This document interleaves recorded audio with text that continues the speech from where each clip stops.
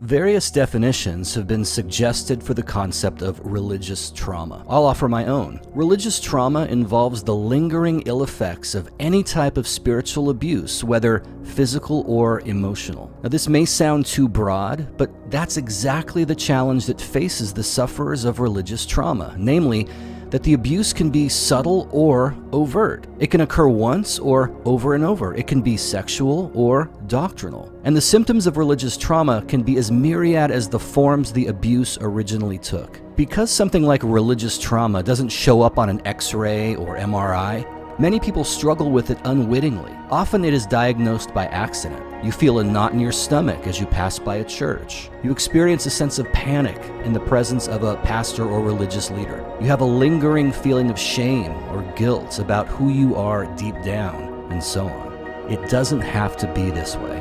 While I hope to dig a bit deeper into some of these issues and more, suffice it to say at this point that the religious trauma that often follows spiritual abuse is something that can be overcome. But in the same way that religious trauma doesn't present as some cut-and-dried problem like a headache or a runny nose, its treatment is not as simple as taking some medicine or popping a pill.